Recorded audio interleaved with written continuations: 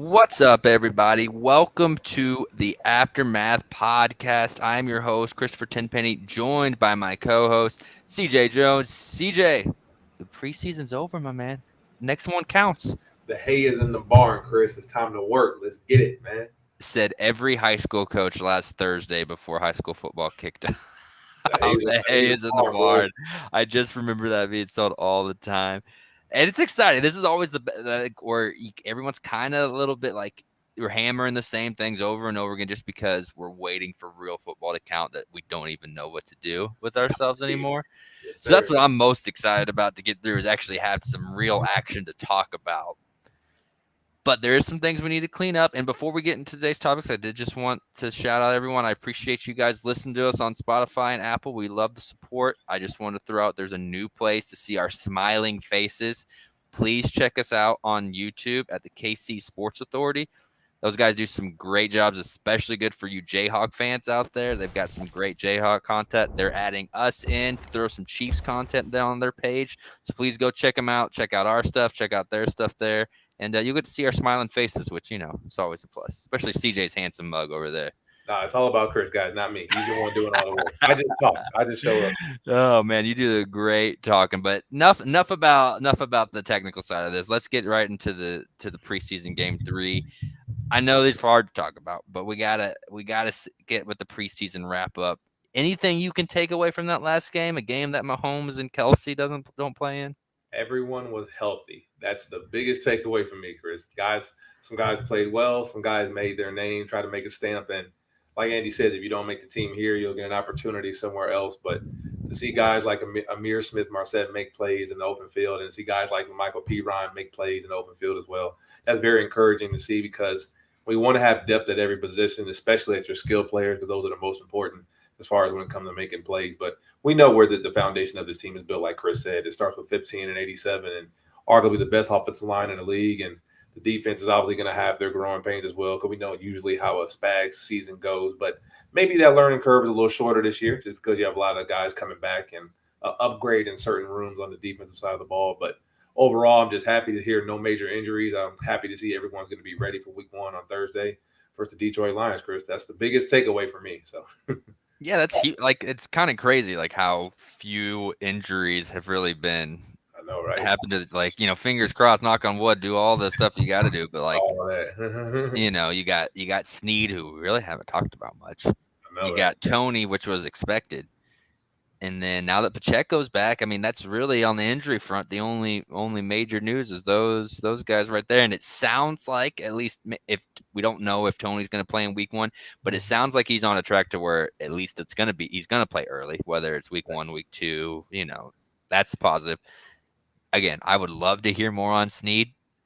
It's kind of weird Right. how little information is out on a guy that's as prolific, as important to this team as L'Jarius Sneed is. But I mean, I guess it seems like all things are going to be okay. As I guess I don't even really know what to say about it. Have you ever had a player like this, like with this little information on their injury? They're definitely playing it close to the vest. I can't think of anybody this impactful up to date that comes to mind, but I guess the only encouraging thing is from the photos and the videos I've seen of the clips of practice, he's there at practice with his jersey on, just like Chris said, not necessarily involved or actually practicing. But the fact that he's there walking around, high fiving guys, encouraging them, shows you something that you can also be like somewhat encouraged about. Because if he wasn't at practice, Chris, then I would be a little bit concerned. Like, is he getting treatment? Is he not able to stand on his feet? So if he's able to stand for a 2 3 hour practice, not necessarily a full game speed, we know that, but if he's out there being involved, being engaged, and getting mental reps, then like me and Chris said on our previous show, if he comes to game week this time next week and he's ready to go and he's practicing, I think all that concern was for nothing. But like Chris said, it is something to pay attention to for sure. You definitely want to see him with a helmet on, but as long as he's there and he's staying locked in mentally, Chris, that's the biggest thing for me. Right, and he's missed time in the past, and again, we trust the secondary depth maybe more than any other position on this team, For sure. just because of how they're able to seemingly find guys and do well. And with McDuffie, Watson, and Williams, 3 guys that had to play a lot last year, going into the second year, like Absolutely. obviously Sneed's the guy, but you can definitely weather that storm if if it becomes something more. Absolutely. The only other thing really to talk about the preseason game, I feel like, well, maybe there's a couple things we can get into the wide receivers, which has been nonstop talk. But Yeah. the quarterback battle, I've been a big Shane Buechele guy. Uh-oh. Took a big hit. Oh, took a big hit. And I think he pretty much lost that. Safe to say he lost the gem. When you're already from behind, you can't have a game. Gabbert could have had a game like that, and still no one would have questioned if he was the number two. You Facts. can't be trying to take a man they spend a couple million on's job and go and perform like that against the Cleveland Browns. And so not looking so good for my man Buechele on for that backup position. He didn't execute the Pacheco game plan of taking a grown man's job. He tried to, and we appreciate Shane for giving it the old puncher's chance. But yeah, that first half was pretty rough. I was at the game, and I literally went to go get something to drink. I came back, and he threw another interception. I'm like, Jesus Christ, does he want us to lose today? And then of all people, it was funny. He threw it to Juan Thornhill. I know, right? Poetic justice. So it was the worst guy he could have thrown it to. So Dude, I loved Juan getting that pick six, honestly. Like, it was perfect because it was so in funny. a guy that's one of the few guys that was on both Super Bowl winning teams. Facts. It was a game that didn't mean anything. He got to do the chop and the love sign with no repercussions. Like, it didn't matter. Like, it was kind of a perfect situation for Juan Thornhill. And as you know, anyone who's been listening to this podcast, me and CJ are both big Juan stance. And so I kind of enjoyed seeing that a little bit. No, Juan's a good guy. You can see the clip after the game, like Trent and all the DBs were just mobbing him, saying, "Bro, you had to pick it on us, really?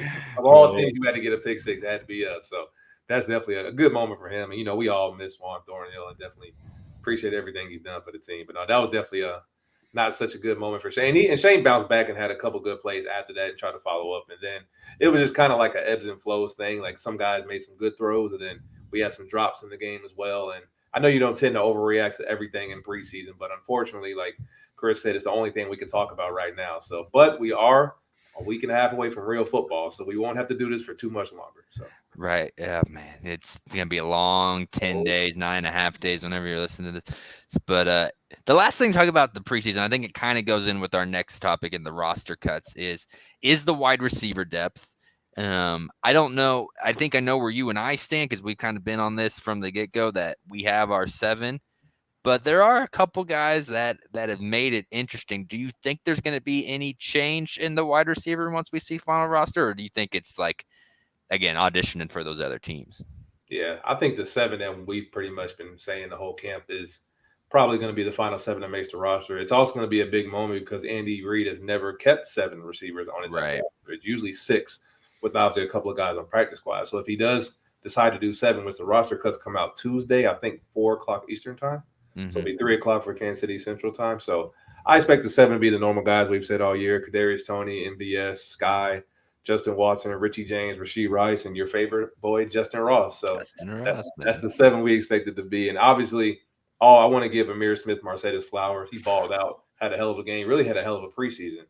And we didn't even get to see Nicky Remigio finish the preseason as well, who played very well in New Orleans. So shout out to Cornell Powell too. He had a good, like, it wasn't as flashy, but he had a good preseason as well. It was just a little too. It's crazy because we were so hyped with him when we got him, like 3 years ago. So just too little, too late for all these other guys coming in making plays. So, but no, that just shows you the depth of this team and guys putting in the work during training camp. And credit to Andy, credit to Nagy, getting all these guys involved and getting them prepared and ready to go. So even if they're not able to play in Kansas City, like Chris said, they'll definitely have a chance to make a roster outside of the Chiefs. So you have plenty of opportunities. We got Peterson in Jacksonville. We got Kafka in New York. We got Bieniemy in DC. We got Ryan Poles, our old office guy in Chicago. So that's 4 teams right there that'll be available. They'll definitely have their phones ringing for sure when Tuesday comes. I know Amir talked about it after the Browns game. It's a nerve-wracking 24 hours because there's really nothing you can do now. So, and you kind of think in your head like what could or couldn't happen. So try to prepare for the worst, I guess.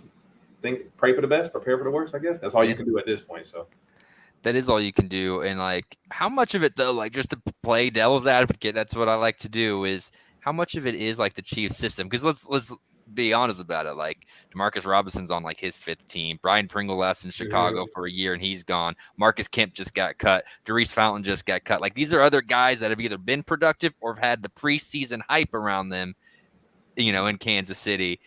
and they can't really stick around at a spot in the league after leaving Kansas City. Like, is that part of? Could that be part of why we're seeing all these guys ball out? And just because the Chiefs system is so dang good, Andy Reid's awesome. That's a fact. And like the only receiver that really cemented in their jobs would be obviously Tyreek Hill and Miko Hardman. Outside of that, like Chris said, everybody else is just kind of rotating, floating through teams and going by and trying to find ways to stick on a roster, which is crazy. And actually thought Demarcus Robinson had a good chance of making the Ravens roster because he made a big play in the playoffs for them. And he actually helped them out pretty substantially during that run when a lot of their guys went down. So it's always interesting to see how guys do outside of Kansas City to see, like Chris said, was it the system or was it you? And I think certain players, it's their talent. Other players, it was probably like 70-30. Like, all right, you're can be a very productive player, but the system you're in, the quarterback you play with, the offensive line, the offensive coordinator, the head coach, that has a lot to do with the way you do it. You don't want to discredit or take anything away from any player, but definitely you have to give Kansas City their flowers. We're doing it the right way. And a lot of fans, Chris, I always hear it during the week when we make a mistake. They're always complaining about the roster and this, and that. And just not to throw and rain on anybody's parade or nothing, but we have rich people problems in Kansas City because you hear all these stories going on like Trey Lance getting traded, Nick Bosa's not in camp, Josh Jacobs just showed up in camp. The Cowboys were debating did they want to pay Zach Martin, and we're over here complaining about the Chris Jones deal get done. I'm like, yeah, I get the frustration, but when you look in your closet or you look on your wall and you see those 2 Super Bowl newspaper clippings, Chris, you can't get too mad, can you? So No, you can't get too mad at all. Last thing I do want to say on the receivers, though, real quick, is I do want to mention that last week when I was being devil's advocate about Rashee Rice, all of that is now the seems to be what the masses is thinking about. One game changed the preseason, so now I find myself on the other end where it's like, okay, he looks good. No, he's trash. the kid had a bad game. He had a really bad drop. Like, but let's calm down. It's funny how just a week when there's no other football going on, this fan base just switches. He's still going to be, the 4th or 5th wide receiver on this team. He's going to get some opportunities. He's still going to learn. It just maybe after those first 2 weeks, the excitement is, rightfully was a little too much for only 2 preseason games. That's all it took, Chris, was just one drop. Hey, it's 4 through 3 games, so it is a little bit of a concern, but no, for sure. Let's calm down a little bit. It's always interesting. That same thing happened to Jamar Chase with the Bengals. He had all drop issues that he balled out. So you can't put too much in the preseason, man. I'm not advocating for drops. I'm not trying to excuse him of his mistakes. I'm sure the receivers are holding him accountable in the receiver room during meetings, having him do push-ups and all those things to, remind him of, hey, this is our livelihood, so catch the ball. So, but no, Rashee Rice is a good player, man. The attributes are there. The skill level is there. He's made plays over and over in practice, over and over in preseason. Has he had a couple bad drops? Absolutely. He'll be the first person to tell you he needs to be better. But as soon as he catches a touchdown in Arrowhead week 1, Chris, or week 2, or whenever he does, all those drops won't even matter. So, even if he waits till the Super Bowl like Sky Moore, like no one cares. Exactly. Just make the next play, Rasheed. That's all you can do, bro. So, how do you want to do this, Raj? Because you got guys you want to go through each position group, or you got guys? So, like, I think quarterback don't need to spend a lot. I think we're good. We got our 3 because of the rule now. Shane Bichel's going to be that 3rd quarterback, we think, but it's going to be him, Gabbard, and Mahomes. Running back's interesting because I don't think they're going to get a trade-off for Clyde. They may, but that hasn't happened. I haven't seen any rumors. So I think we're going to be on the same page as it's going to be Pacheco, McKinnon, Clyde. Yep. Who's getting that last spot? Because there's P. Ryan and why am I blanking on Deneric Prince? Prince, yeah. They're kind of the option. Prince is the young gun, and while P. Ryan has a little bit more experience, who do you think they go with? The way it's looked through the preseason, like beginning of camp, we all thought it would have been Prince's job to lose. But after what we've seen through these first 3 preseason games of the season, you can't deny the work he's been putting on the film. So I got to give it to Michael P. Ryan. And I know it's going to shock a lot of people because Prince was looking good, and obviously the clips we saw and everything he's doing in practice. But when the game tape comes on, Michael P. Ryan, he kind of put a stamp on his resume when he made that play with the screen and scored a touchdown versus the Browns on Saturday. So I think Michael P. Ryan is definitely going to be that 4th running back. If not the active roster, definitely makes practice squad, but I definitely think he's the one that they decide to keep over P. Ryan or over Prince. Sorry, for sure.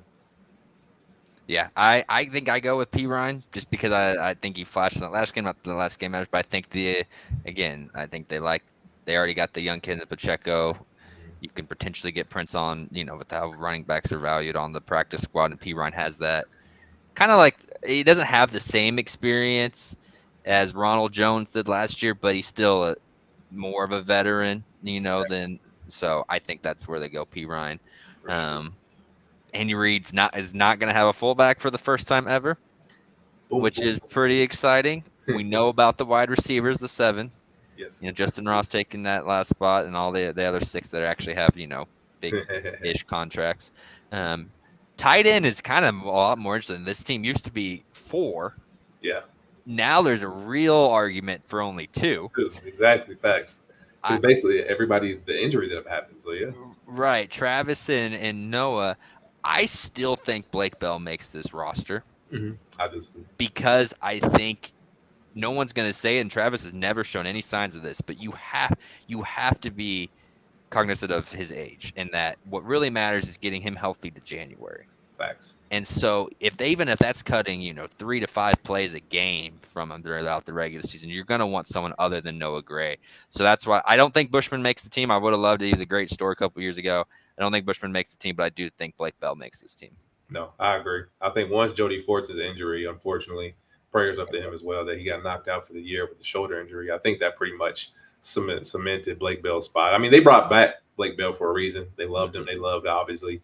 He's a guy that's one of our better blocking tight ends. If we need to throw the ball to him, he can make plays as well. He's our emergency QB sneak, as Chris loves his favorite play in the Arrowhead playbook. So, yeah, I think Blake Bell's spot is pretty much cemented on his team. And I think it may be a situation to where they tell Blake Bell, hey, we're going to waive you, but we're going to shake your hand off camera. Hey, don't pick up the phone for anyone else. And then we're going to bring you back after just to pass them through so they can use that spot to make just secure someone else. But yeah, I think either way, I think Blake Bell is definitely going to be a Kansas City Chief this year for sure. Right. And if he's not, who that opens up more opportunities for? Who's your guy? Nick Allegretti. Allegretti, baby. Gets those heavy sets in there.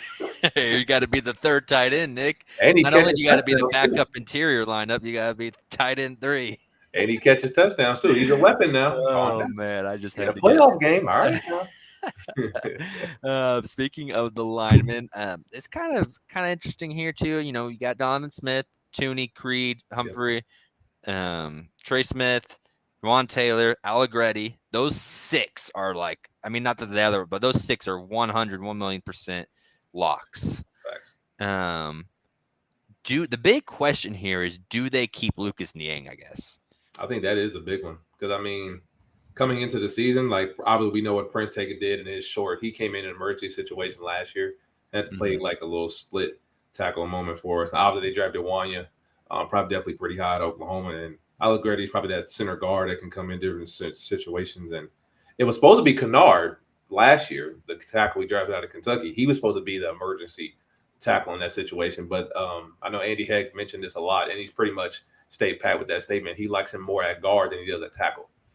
So I think, the biggest question is, I think everyone else, like you just said, Chris, Creed, Joe, Trey, Nick, Juwan, and Donovan are pretty much locks. It's just basically, how do they feel about Lucas? And he didn't really do anything spectacular this preseason to me. That should make you think oh, we can't let him go. He has to stay. I think that's going to come down to Andy and Veach and how they feel about his progress and what does he offer to the team. So I know we really haven't seen much since he started, 2 years ago. Obviously, I would love for him to get an opportunity, but the injuries is just, we don't know the health status. Only the Chiefs do. So right. I think they're going to make a decision with obviously what's best for him and best for the team as well, for sure. Right. And it is worth mentioning again on my guy, Allegretti, he is hurt. And so he could be, they've been really weird on some of these injuries. I don't know the severity of it. I know it's a shoulder, which isn't, so he may be a 53 to IR guy, kind of like what you were talking about with, the reverse Blake Bell, where he doesn't make that. But once you take someone like Allegretti, it opens up another spot open. Exactly. So that opens a spot. That's like a guy like Darius Kennard's going to make the team. You need a more interior lineman. The Mike, I don't even know how to say his name. Mike Candelario or I'm going to butcher it. I'm going to leave it to you. Caliendo. I think they like him. Out of nowhere, he was playing, getting quite a few reps. The Wyona Morris out of Georgia, 3rd-round pick. He's going to be on this roster. And then Prince, I always screw his name up too. Prince Tega Wanohu. I got it. Yeah, I got it. Nailed it. Nailed it. I think that kind of rounds out the offensive line. I think that honestly that Niang's going to make it just because it sounds like out of the few people that seem to be close to the situation that Allegretti's going to be probably put on IR. So I think by default, unless there's a trade partner, Lucas Niang's going to be on this roster. Yeah. If his injury really is that bad, then that's probably the open door that Lucas needs. And I love Lucas Niang. After he would have been our starting right tackle 2 years ago. We're not even having Right. we wouldn't have to pay Jawan Taylor, but injuries are real. So, and that's how guys get the door open. When Jody went down and Allegretti and Nico Remigio, when we were talking earlier, when guys go down, the door opens for another player behind you to step up. So this is definitely an opportunity for Darian Kennard to see where he's going at and progress, because we're always thinking about the future, like Chris said, because we do have Joe Tooney's contract coming up in the next 2 years. So definitely see if they want to, re-up his deal or try to find another guy, one of these younger guys, like you said, Kennard could step in and start if need be. I don't want that to ever have to happen. Like, I don't want guys to get hurt, but we know those are situations you have to think about. Just like we weren't thinking about L'Jarius Sneed missing in the AFC Championship game last year, but that's what happened, and we had to have those young guys step up. So these are conversations that we're having now. So if they do happen to come upon us in the regular season, knock on wood, but we're mentally prepared for those talks. So it's good to have them now and get them out the way. Right, for sure. And let's kind of move and get to the defensive tackles. Let's do it. Chris Jones, Yes, if sir. he's ever reports. Otherwise, it does open up a spot because they'll have to use what is it called? Like there's like a reserve list. There's a special kind of list. I think it's a did not report list. Yeah. I don't think they're going to use it, but we've been wrong on everything on this Chris Jones saga. So who the hell knows what's going to happen? Derek Nottie, Turk Wharton, and it seems like that last spot's kind of between Shelton and Coburn. Is that kind? I love Daniel Wise, Rock Chalk baby. Like that's my guy. That was my guy. Baby. He's had actually a pretty good preseason. He's not going to make this team. I just wanted to give him a shout out. But it kind of becomes down to Coburn and Danny Shelton. Who do you think has the edge in that last spot? I believe it's Keandre Coburn. Obviously, Danny Shelton's flashed on film this preseason for sure. He's made a lot of plays, and given where he's coming, probably because the reason my eyes have been more on him because I expected Coburn to come in and play well right away. But I know Danny Shelton was considered, in my opinion, out of shape last year. A guy that was his first guy in the system, and obviously second year being here under Spags and knowing what to expect from him mentally and physically. He made a lot of good plays this preseason. Obviously, they were against a lot of twos and threes, and him and Coburn kind of rotated and exchanged snaps. But I would think Coburn would make the team because I think they like what they see from him. He's a little bit more athletic, definitely explosive, and there's definitely a way that you can keep Danny Shelton on the roster. It may not necessarily be your active 53, but if he's on practice squad and be available to be called up just like he was last year, he's a pro. He's been here before. He's a champion. He's been on Super Bowl roster, so he know how this goes. You may not play half the season, but another half you may have to play. So as of now, I would say Coburn. What do you have? I think that's the case too. I don't think Shelton. I like how big he is. I do like that he seems to be a little bit more in shape. I also think that he's not going to really love his role in Kansas City too much. I think he wants to be a little bit more impactful, and so I could see that being a decision on why they let him go, and probably going to get snagged up by another team. That's actually what I think. I don't think he's going to be around for this on the roster, off the roster stuff again. I think he's going to go to another team, and so that would be where I predict with Shelton.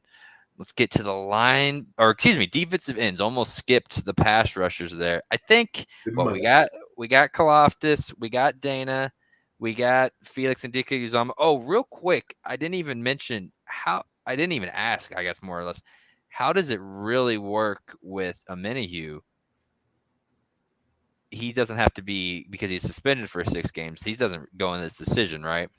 Yeah. So with this, I would think since he's suspended, how does he count toward the roster? He's suspension for 6 games. So that would open up a spot. So you got Karloftis, Dana, Felix, and then it kind of opens up if there's that Amenahue instead of one of Herring, Thompson, or Joshua Kando making the team. Exactly. 2 of those guys are going to make the team. Essentially, and then one guy would have to be. And then one guy is going to, come down to practice. Yeah, I think it would probably be Malik Herring for sure. And out of, and I don't know. I don't like Kando, man, but it just hasn't hit, man. I know the story was good out of Florida State, #1 recruit out of high school. It's just it never popped on film. I think it would probably be B.J. Thompson if I had to choose a guy right now today. And I love Kando for what he's tried to do here, but it just never really turned. It didn't like he has all the measurables, like the length, the speed, the get off. It just didn't really translate to anything on the football field. So with Aminu being on suspension for the first 6 weeks, I think it would those two spots would be Malik Herring and BJ Thompson for me. Those would be my two. Man, I want to disagree with you. But I just can't see them giving up on a fifth round defense. I know they've done it with like Powell and other guys, but Yeah, fifth round is still, sixth and seventh round you see guys. Fifth round still where you see it happen occasionally, but for the most part they get the benefit of the doubt. yeah, And so I think Kando's had his opportunities. They spent a pick on BJ Thompson, and so I think that he's going to make this team. Even though I'm kind of like you, I think I would prefer Kando over Thompson, but oh I man, don't think it's going to happen. I don't. The way they've been using the way everything you've seen out of camp, it just feels like BJ Thompson's going to make this team. Uh, absolutely. Jumping to linebacker. I know we're moving kind of quick. It's just kind of one of those things where people have We been know the roster, guys. yeah, people have been beating this to death. So we're going to give our quick hits. Yeah, We're going to move it on to the linebackers, and I think linebacker may be maybe the easiest position on here. I absolutely, kind of only think they keep four. I know a lot of people have been keeping five, but I mean Bolton, Gay, Tranquil, and Chanel are on this team. absolutely. The Cochran kid, who seems to stir it up in practice with Kelsey every other time, Jack Cochran, baby. is people think are going to be on this team as a special teamer. I don't know. I think Chanel and even Tranquil to an extent do well enough on that front. I don't know. What do you think? Do you think Cochran's going to make this team? It kind of depends, like, and it's like what we said earlier. Do they? And I think his spot kind of coexists with. Do you want to keep P Ryan on the roster? Like, do you want that fourth running back, or would you rather have that fifth linebacker? And I think Mm-hmm. from a special team standpoint, I would think that Tobe likes Jack Cochran better because obviously he's a guy that's naturally tackling. So if I'm going to have you on special teams, you're probably going to be on punt or kickoff and asked to make tackles. So Michael P. Ryan is not necessarily a guy that you're going to ask to. I mean, if he had to do it, he would. But I think the four linebackers you said, Nick Bolton, Willie Gay, Leo Chenal, Drew Tranquil, are all locks. And if Jack Cochran had to come down, he's a guy I think that would be probably more suited for special teams, more so than a guy like Michael P. Ryan. Not to say P. Ryan can't do anything special teams wise, because I believe he can, need be. But I think right now Jack will be more of a special teams fit for what you're asked to do, a lot of blocking and tackling and things of that sort. So I think he does make the team. Yeah, I got him. See, it's funny. I think they're keeping four running backs. I think this spot comes down between him and Blake Bell. As weird as That's it. it sounds, That's because I it. think again, I think Niang, unless there's a trade partner, will take over, or one of the linemen. It won't be Niang, but like one of the linemen will take over Allegretti's spot to the IR. And I think on the initial 53, the decision is between five linebackers or three tight ends. That's kind of how I see it playing out. And I've already said that I have Bell making the roster, so I have to have Cochran out just because of numbers wise. Otherwise, my math doesn't add up to 53 when it all is. Yeah, Even though there are ways to maneuver around Blake Bell, so it's probably not the most popular decision. But I think that there's enough value with Bell that I think that they're going to try to keep him on the 53. absolutely. But anyway, jumping to corners. I think this one again is, your first four are easy. McDuffie, Snead, Watson, Williams. Those were the guys that were killing it last year. And then I kind of think this is one of the ones that's also easier. You could make Oh a yeah, case for Boodle, who's had some plays in the past and had a decent preseason. Trav love Voodoo. But it sounds like Nick Jones' hand injury is not serious at all. Yeah, And he's going to be the fifth corner on this team. yeah. I think it's pretty much locked. Like the only guys you could probably debate on who was that last DB was going to be. Was it going to be? I'm going to butcher his last name. I know it's Khalif. Is it Halisi? Yeah, he was wearing 12 out there, Yeah, right? yeah. He flashed too. He flashed too. He had an interception in that in the Cardinals game and the Saints game. Sorry, excuse me as well. So, and that's kind of unfortunate because like obviously we've done spaces on Twitter, and Nazi Johnson's mom talked to us a couple of times in the spaces, so we had a soft spot for Nazi. Yeah. Obviously, he was in the the Fab Five when they drafted all of those rookie DBs last year, so we wanted him to be that fifth DB, that fifth corner for sure. But unfortunately, he went down with the injury, so he's probably going to miss the year. So. I think that spot probably does go to Nick Jones, like you said. He played well, and obviously the hand injury isn't as serious as we thought it was. And him and Shamari Connor are low key interchangeable because they can both play in the slot if DB and definitely play in multiple positions. So yeah, I think Nick Jones kind of rounds out that DB group. So they probably have 9 guys, and Nick Jones being a 9. So I think that's how it goes. No, I think they're going to keep 10. Who's that? 1, 2, 3. Because I almost put Connor in with the corners. You want to keep him there? Okay. Because I think they're going to keep Deion Bush to kind Oh, of you got Bush? Ooh, okay. keep I think that's where we're at with numbers, right? If we've been I know we haven't We been got Justin verbally Reed, saying Brian it. Cook, Mike Edwards, and Shamari. You want to do Bush instead of him, or you want to do 5 safety? No, I'm doing five. Okay, okay, okay.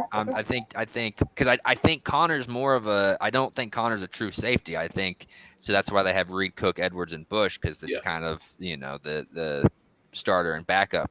Yep. While Connor and Jones are kind of going to be those floater guys because I think A little those. bit of both. Yeah. Yeah, so that's kind of I where love I'm Dion at. Bush. He's a great special teams guy. So yeah, if Tobe likes him and he wants him on the team, I like Right. it. And he came in and played minutes for us in Yeah, he early played well last situations. year So, for what yeah, he was asked to do, for sure. I'm and not then mad you at got it. and so like I think and then Mike Edwards back there is going to get a lot because they love their three safety set. So Absolutely. I think that's how it's going to roll, and then we can spend even less time on the specialists with Butker, Townsend, and Winchester, the Hey, same kickers and trio. punters and snappers are people too, Chris. It's those are the three, those are the guys, and so I mean there's not a ton of decisions to be made. Yeah, like minor things, like here or there is like one of the way 50-50. So One or one on a defensive line, one on one maybe on the running back room, yeah, and a decision on linebacker, tight end. I don't know. I think the secondary is pretty locked up. I think receiver is the most locked up of anything outside of quarterback. yep. So, It's gonna but be interesting to see, man. yeah, it'll be seated and see who goes where and who makes the practice squad. Because again, a lot of talent on this team.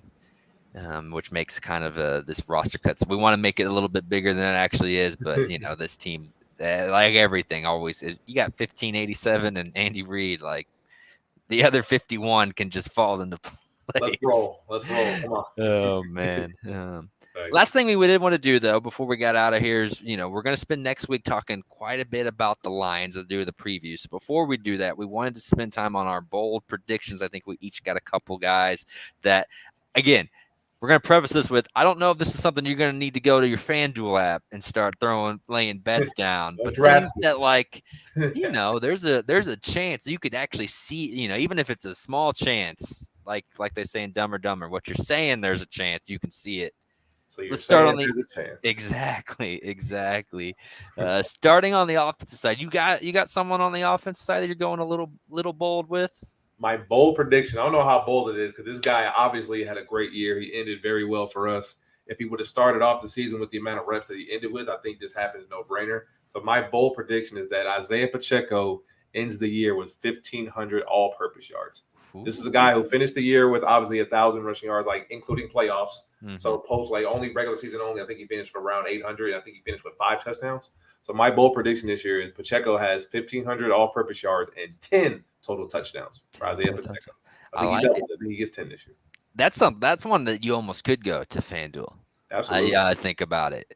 It's just kind of iffy because we got Jets. There's a lot of depth, and running back health is play. weird. He's going. Exactly. He's coming in the season.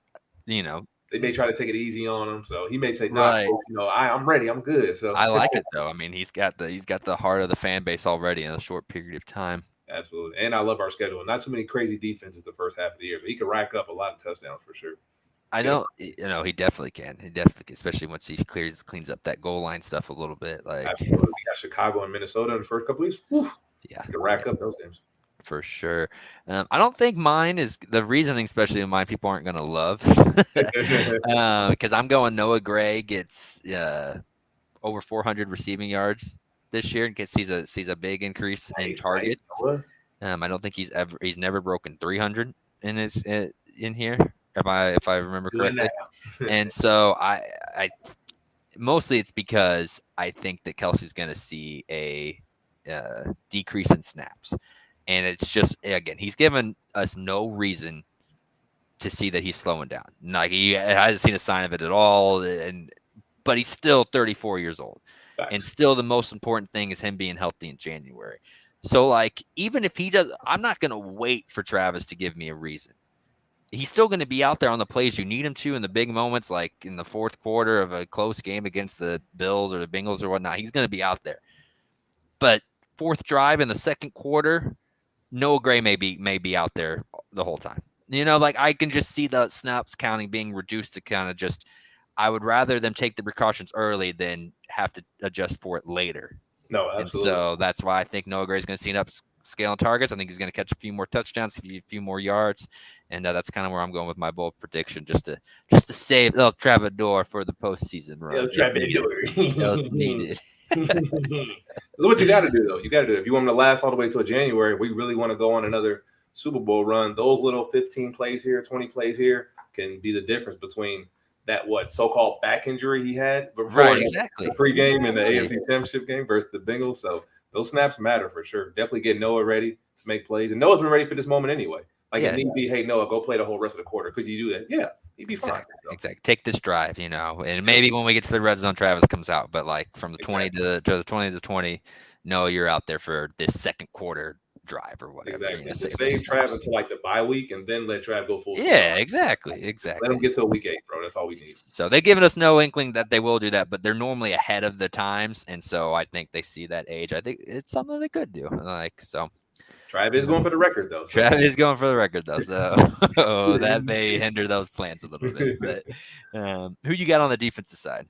My defensive bold prediction this year will be, and I think I'm a year or two too early, Chris. I think this actually will happen. And like in 2024, 25, we're going to be having real conversations. So I'm going to be a little pre-unctuous with this. I'm going to say Trent McDuffie is going to be all pro. Ooh. First team or second team, either one. And I think this is going to be a legitimate topic, I think, in years to come. I think he's that good. I think he's that special. Mm-hmm. The footwork is there. He can cover guys in the slot or outside. He looked some of the best receivers in the eye last year and didn't blink. He stays in phase very well. Got his hands on a couple balls that he wished he could have picked off last year, and I think he actually finishes those plays this year. And mind you, he missed 8 games last year with the hamstring injury, so we didn't get him back till halfway through the season. So I think a full off season, the confidence he got from the playoff run. Spags obviously knows how good he is, so deploying him on the number 1 receiver since his first game back with us last year, I think that just lines up for a big year for Trent McDuffie. So all pro Trent McDuffie is my bold prediction for the defense this year. I like it, man. I'm staying with that young second-year player as well. I'm not going as high as all pro, but I think Brian Cook is a pro bowler this year. Ooh, and, okay. like if there's one word to describe, and a lot of guys get the one, but I think Brian Cook describes it the most. That man's a dog. Like he goes and he loves contact. And I think he made big plays down the stretch run, that pick in the AFC Championship of Burrow. Like he makes plays. He gets his hand on the ball. He's not afraid of contact. I think his second year in the system, second year playing back there with Reed and these other corners. Like part of it is that the AFC safeties are either thin or injury prone. Yeah. So it does open some opportunities for spots like that, where if he comes out and has a big season on a good team, that you could see number 6 flying around. He won't be playing in the Pro Bowl, but he'll have that honors next to his name. Absolutely. You get the alternate. What do you mean? Yeah, exactly. So that's kind of where I'm going with my bold prediction, that you see a big leap from a guy that was a little bit at times, especially early, was a knucklehead. Last year, make a big leap forward and actually be one of those Pro Bowl caliber safeties. So absolutely, that's how I feel about Trent McDuffie. I know Jalen Ramsey obviously went down for the Dolphins, so that's a guy that's usually one that's locks for like all pro every year. So that's a spot that opened up. Right. And obviously Xavier Howard kind of took a little bit of a step back last year. So I'm like, Trent McDuffie has some opportunities to possibly steal a second team all pro, maybe even a first team. But I think he definitely has a chance to play that well for sure. And we have so many primetime games. We have the Bills at home, we have the Eagles at home, the Bengals at home. 3 games where he has great opportunities, all within like a 2-month span, to prove, hey, I'm one of the elite corners, not only in the AFC, but in the National Football League. So I'm excited for him and Cook. This whole secondary, to be honest, but those 2 guys, I think, definitely take the big jump. And they have great vets, Mike Edwards, L'Jarius Sneed. So, yeah, those they're not even bold. I don't know why we even said this. I think they're both going to happen. So.